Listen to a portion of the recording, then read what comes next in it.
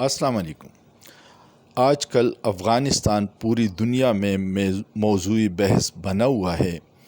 آج کی اس ویڈیو میں آپ کو افغانستان کی تاریخ کے بارے میں مفصل بتاؤں گا، لیکن اس سے پہلے اگر آپ نے میرا یہ چینل سبسکرائب نہیں کیا تو برائے مہربانی اس کو سبسکرائب کیجیے گا اور اپنے دوستوں کے ساتھ شیئر کیجیے گا۔ افغانستان وسط ایشیا اور جنوبی ایشیا میں واقع ایک زمین بند ملک ہے۔ افغانستان کے جنوب اور مشرق میں پاکستان، مغرب میں ایران، شمال مشرق میں چین، شمال میں ترکمانستان، ازبکستان اور تاجکستان ہیں۔ ارد گرد کے تمام ممالک سے افغانستان کے تاریخی، مذہبی اور ثقافتی تعلق بہت گہرا ہے۔ اس کے بیشتر لوگ مسلمان ہیں۔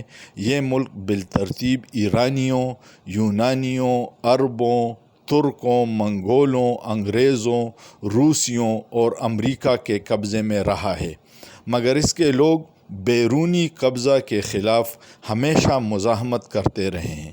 ایک ملک کے طور پر 18ویں صدی کے وسط میں احمد شاہ ابدالی کے دور میں یہ ابھرا، اگرچہ بعد میں درانی سلطنت کے کافی حصے ارد گرد کے ممالک کے حصے بن گئے۔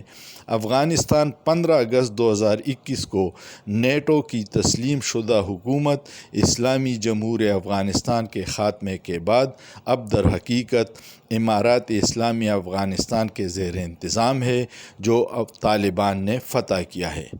افغانستان کی معلوم تاریخ 500 سال قبل مسیح سے شروع ہوتی ہے۔ افغانستان میں 50,000 سال پہلے بھی انسانی آبادی موجود تھی اور اس کی زراعت بھی دنیا کی اولین زراعت میں شامل ہے۔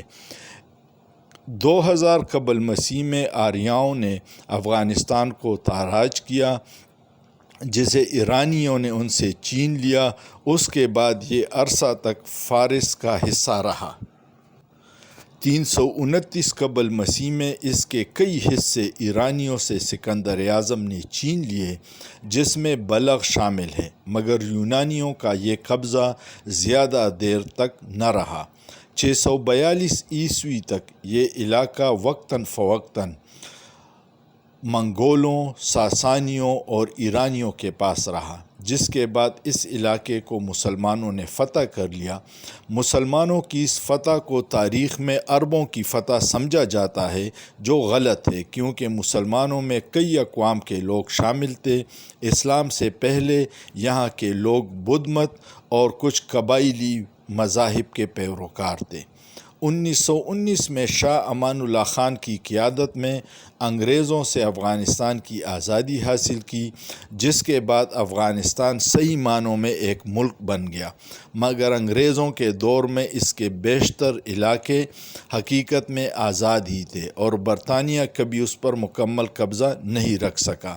11 ستمبر کے واقعے کو بنیاد بنا کر امریکہ نے طالبان پر جنگ مسلط کر دی اور طالبان حکومت امارات اسلامیہ افغانستان کو گرا دیا، لیکن 20 سال بعد امریکہ کو طویل تباہ کن جنگ کے بعد افغانستان سے نکلنا پڑا۔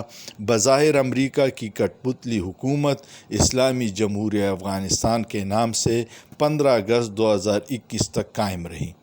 افغانستان چاروں طرف سے خشکی میں گھرا ہوا ملک ہے، جس کا کوئی ساحل سمندر نہیں ہے۔ اس کی سمندری تجارت اس لیے پاکستان کے ذریعے ہوتی ہے۔ زیادہ علاقہ پہاڑی ہے، جو زیادہ تر کوہ ہندو کش پر مشتمل ہے۔ افغانستان میں پانی کی شدید کمی ہے، اگرچہ 4 دریا ہیں، جن کے نام دریائے آمو، دریائے کابل، دریائے ہلمند اور ہریرو ہیں۔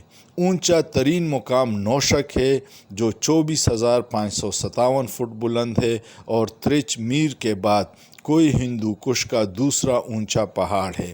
سطح سمندر سے سب سے کم بلند علاقہ پسترین مقام دریائے آمو ہے جو صرف 846 فٹ بلند ہے۔